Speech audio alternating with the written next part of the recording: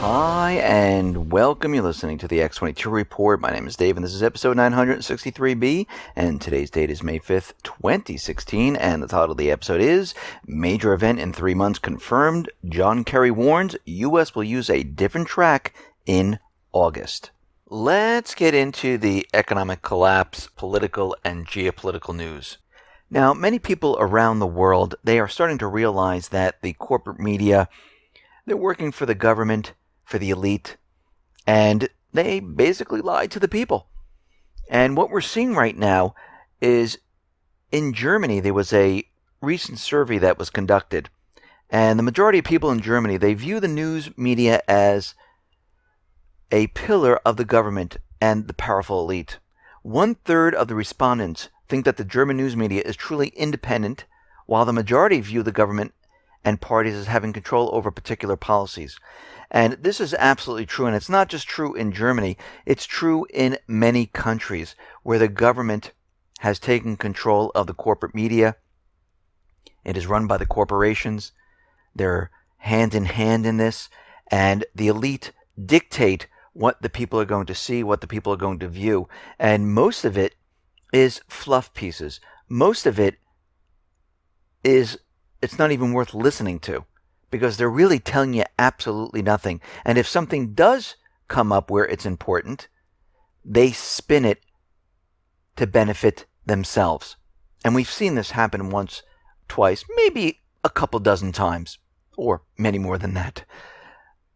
During Ukraine, we saw the U.S. come out, and they were broadcasting how Russia was bringing in troops. Kiev was saying Russia was bringing in troops, and they showed photographs of tanks riding up on a road. And then, of course, you do a quick search on Google with a Google image search, and you find out the original photo was taken back in 2009. So the corporate media was lying to the people. They were saying that the southeastern people shot down MH17. Yes, it was them. It was Russia. They did it. Of course, they had no proof. Then they backed off the story. And then we're starting to learn that, wait a minute, Kiev had full control of what was going on in the area. They forced the plane over that region. Then we find out there were fighter jets that were controlled by Kiev flying behind it, shooting at the passenger jet. So what we're seeing right now is people are starting to catch on. People are starting to realize that the corporate media in each one of these countries, they don't tell us the truth. And if they can, they avoid all the stories that absolutely matter in what is going on in the world. Now, out in Ukraine, things are starting to heat up, and we see that Poroshenko, he's taken the next step. He has approved a bill extending a moratorium on paying off the country's external debt, including the 3 billion Eurobond owed to Russia.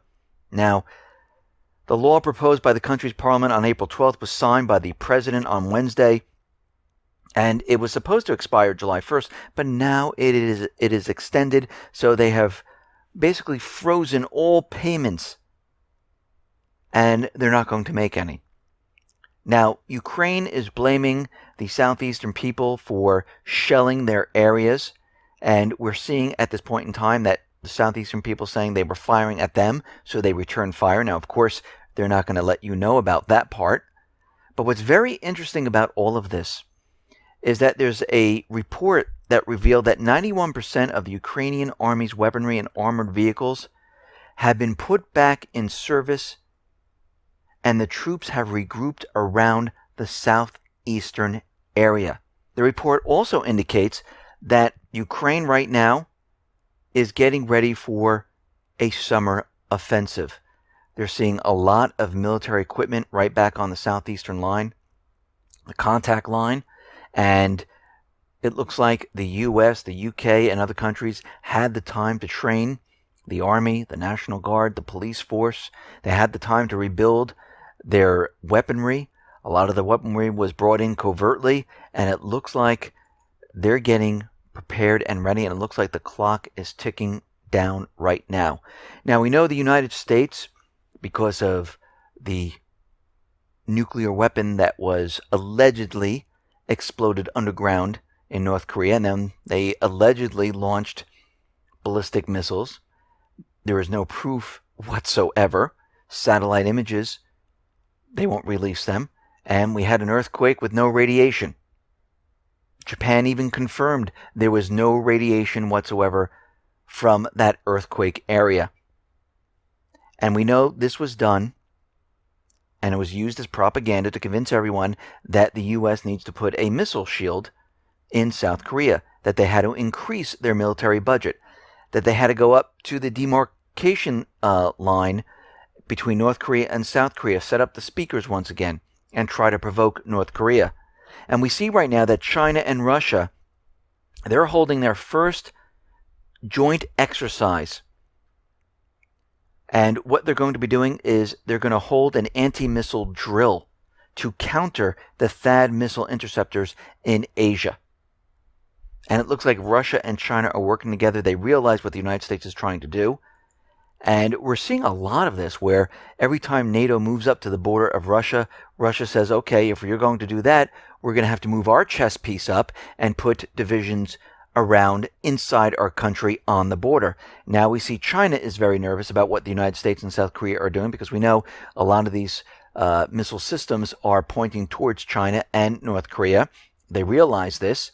They're trying to go along with the United States saying, yes, we don't agree with North Korea, but they understand in the end the U.S. is going to provoke them, trying to get them into war. And this is why Russia and China at this point are doing this joint drill together, because they realize that they're going to be the enemies of the United States government central bankers and the private central Western countries. And we see right now this is accelerating at this point.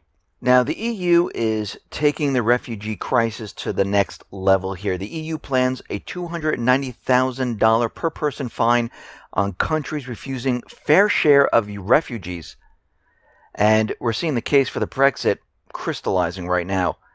The plan is aimed straight at Poland, Slovakia, Hungary, Czech Republic, Austria. And we're seeing right now is they fired a warning shot across the bow of countries who believe they have the right to control their foreign policies. Now, each country does have the right to control their foreign policies, but the non-elected EU wants to control all the European nations. Now, out in the area of Greece, we see a Turkey Navy boat harassed a Greek fisherman near the islands of Enosis. And at the same time, a CN-235 aircraft flew above the island at very low altitude, violating the Greek airspace. And this is all coming from Turkey.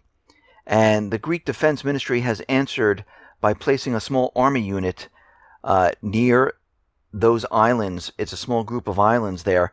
And we can see right now that Turkey is saying that these are our islands. They're trying to make a claim, saying this is in the gray zone. And it looks like Greece and Turkey right now, they're getting into a little bit of a spat here. And the U.S. State Department has been urging Greece and Turkey to show restraint in the Aegean Sea right now. And we're going to have to watch this situation very, very closely to see what transpires. Now, out in Yemen, we are seeing mission creep by the U.S. And we know troops have been arriving in Yemen. We know that Italy, we know the UK, we know France, they all have special op teams in Yemen. But what we're seeing right now is 100 U.S. Rangers. They have landed in Yemen. And the arrival was followed by the arrival of 4 U.S. planes carrying military equipment and supplies. And we're starting to see mission creep in this area, because it looks like the U.S. is going to be taking control inside of Yemen at this point. And we're starting to realize Saudi Arabia, the paid mercenaries, are not handling the job. And it looks like the U.S. is now moving into Yemen. Of course, they're using the idea that they're going after Al-Qaeda. We know that they're not. Al-Qaeda is controlled, paid for by the U.S. government central bankers. They're going in there to get the Houthis. The Al-Qaeda story is the cover story. Remember, in each one of these countries, if they're trying to remove the elected government, they use Al-Qaeda, they use the Islamic State, they use al-Nusra. They use all of these forces to try to remove the elected government. Once that government is removed and they replace it with a puppet government, all those people who don't agree or aren't going along with that puppet government, they turn around and call them terrorists. They are then called Al-Qaeda. They are then called al-Nusra, the Islamic State, whatever they want to call them. Right now, they're only called Al-Qaeda because the authorization right now only pertains to Al-Qaeda. The new one that's pending in Congress pertains to any terrorist group. So they have to use Al-Qaeda once they get control of the country. We saw this in Ukraine. As soon as they went in, took control, all those people in the southeastern area, they called them terrorists. They started an anti-terrorist force. Same thing in Lebanon, same thing in Libya, same thing in Yemen, same thing in Iraq. And we see right now they're going after the Houthis in Yemen. And once they have that puppet government in place, they will then be called terrorists. Now, it looks like Erdogan, he is trying to increase his power. We see the prime minister, he resigned. And Erdogan is intent of changing the system, which he says would make Turkey function more effectively, which would also give him more power. Now, the ruling party there, they're going to have an emergency meeting on May 22nd of the Congress. So we're going to have to watch that situation very, very carefully. Now, the Syrian army, they have stopped a large truck on a highway near Aleppo, and the driver refused to stop, and the military chased him down because he was going through a military checkpoint. And what they come to find is that the truck was filled with explosives, assault rifles, and it was headed into Aleppo, most likely a delivery for Al-Qaeda, al-Nusra, the moderate rebels, the terrorist groups that are there, the proxy armies of the United States government central bankers. Now, right now, Syria, they have the control of Aleppo. And it's in control of the Syrian troops. And we can see why the United States government central bankers, they wanted this ceasefire at this point in time to regroup because they don't want to lose Aleppo. And what's very interesting, and I have this on the X22Report.com site, it's a video showing how the terrorists, the al-Nusra groups, Al-Qaeda, Islamic State, the moderate rebels, are all one and the same, how they use homemade rockets for firing on the civilians inside Aleppo. And you can see that on the X22Report.com site. Now, an ex-CIA officer, he is out there, this is Philip Giraldi, he is saying that the U.S. government is fully aware that the moderate opposition in Syria is working closely with al-Nusra Front, an offshoot of Al-Qaeda, and they publicly pretend the two groups are separate.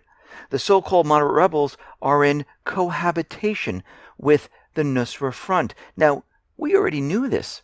We already knew they morph back and forth. They work with them, but the United States government central bankers, they're trying to convince the world otherwise, but they showed their hand when they asked Russia to exclude Al-Qaeda, exclude al-Nusra from Russia and Syria going after them. So at that point, we see that they just showed their hand and they admitted that, yes, they're part of our system. We see Defense Secretary Ashton Carter. Now, he is going to all the coalition counterparts from the 11 members of the coalition that are fighting in Syria and Iraq. Of course, the cover story is Islamic State, but that's not really what they're going after. And he decided right now that each one of these countries needs to increase their scope of their operation in Syria and Iraq. They need more troops, more military assets. So he went to France, Germany, Britain, Italy, and others to tell them this, that we need to ramp this up. This is very interesting. Now, Russia is out there, and they are saying that it is very unlikely that Turkey's going to come in with a ground force. They're saying that the ground operation in Syria will not work because of the Russian Air Force. Now, Lavrov says, I don't think that anyone will decide to play dangerous games and carry out any provocations due to the fact that there are Russian aerospace forces stationed in Syria. Now, we have to go back in time here. Did Turkey have a problem shooting down a Russian jet? No, they did not. So, I wouldn't put it past Turkey, the coalition forces, going in to Syria with ground troops. I think we're past the point of them removing Assad. I think they want Russia engaged. I think they want a war at this time. And what we're seeing right now is that this is something they're looking to do. Now, Lavrov is saying that those who are trying to advocate a military invasion, this would be a direct aggression towards Russia. Now, we realize at this point this is what they want to happen, but they need to make it look like Russia was at fault. Now, very interestingly, during the ceasefire negotiations, the U.S. tried to draw borders of the zone of silence to include significant portions and positions near al-Nusra, al-Qaeda, the moderate rebels. And we can see right now what they're trying to do is they're trying to draw the safe zones, the security zones. Now, the opposition, the Syrian opposition, the moderate rebels, they're saying it's necessary to create these special security zones where we can house civilians and have places where we can move freely. You see what they're doing at this point. They're trying to figure out a way to create these safe zones. If they have the safe zones, they believe they're not part of Syria. If they're not part of Syria, they can bring in the ground troops. This is what they're trying to do at this point. Now, the White House is continually using the idea that Syria is bombing their refugee camps, bombing hospitals, and we come to find out that none of this is true. It is really the terrorists, the United States, that is doing all this. Now, the White House has come down and they have condemned an airstrike on the refugee camp in Syria that killed 28 people, including women and children, and they're saying it's just horrific. How dare the Syrian government do this? Now, we're seeing a lot more of this propaganda, and the question is, why are we seeing more of this propaganda? Well, we realize that Assad is never going to step down. We realize, and the United States understands this completely, the people in the country see him as a war hero. He invited Russia in. They liberated towns, villages, cities. They got rid of the terrorists. They're trying to put the country back the way it was. He stuck by the people all throughout these years. And through the last elections, we see that, yes, the people definitely want him. So John Kerry was out there, and he is out there saying that during the negotiations, the time frame was August 1st that Assad had to step down and we needed a transitional government. Now, we know that Russia kept on saying that Assad can only step down if the people do not vote for him. And the elections are not slated for any time soon. So we have a problem here. John Kerry is saying that if there's no transitional government and Assad does not step down, and he says August is fast approaching, the U.S. is going to follow a different track. This is confirmation that they are planning something in August because they know and they understand that Assad is not leaving unless he is killed by a sniper or something like that. But otherwise, he hasn't left all these years. He's not leaving now. Russia has made this clear. So the United States government, and we've been watching this very carefully, how they're bringing in more military assets, coalition forces, building up training for the ground invasion, bringing in missiles on the border of Turkey, upgrading bases in Syria, upgrading bases in Iraq, bringing in more troops into Iraq and Syria, even though there's no boots on the ground, according to the president. And remember, all these additional troops, they are temporary because under the agreement with Iraq, they can only have 3,800 and change permanent troops in Iraq. So every soldier that enters now, that is a temporary soldier. We just don't put an expiration date on it. This is how they get around all of these agreements. And what we're seeing right now is this huge, huge buildup for war. We are going to see a main event come this summer. Now, can things change? Of course they can. We've seen them change in 2013, 2014, 2015, when Russia has stepped in and they've brokered peace. But we're coming to the point right now where they're losing the element of time. The economy is rapidly falling apart. Things are not going well. And they realize this. And they realize it's time to make the move. They have nothing else to do but to go in this direction. And we're going to have to watch this situation very, very carefully and track every single thing as we move forward. Now, the president claims that he's still working under the authorization of 2001 and 2002, which means it's the war against Al-Qaeda and Saddam Hussein. And he is using this to go into all of these countries. Now, for years, the Constitution limited government intervention, and Congress, they were supposed to fulfill their constitutional duties set forth in Article 1, Section 8, where they're the ones who declare war. Now, the president could not act unilaterally to enter into hostilities. That time is no more. Now, as it has been for decades, the people's power through their representatives has disappeared. The U.S. is facing what Washington, Jefferson, and the other founding fathers warned so strongly against: the return of the king to the former colonies. All that's needed is for the president, just a single person, to call for war, impacting the lives of millions everywhere. The people, through their representatives, have less of a say in nearly all aspects of life, as the king executive runs a shadow government.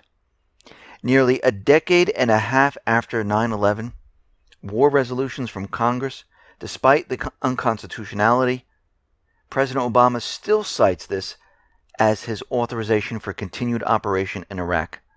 This action represents the continued tilt of power toward the executive branch and towards dictatorship. And this is where we are headed unless the people step up to the plate and say no and take the power back themselves. Listen, everyone, thanks a lot for listening. Be well, be safe, and especially be prepared. Thanks a lot.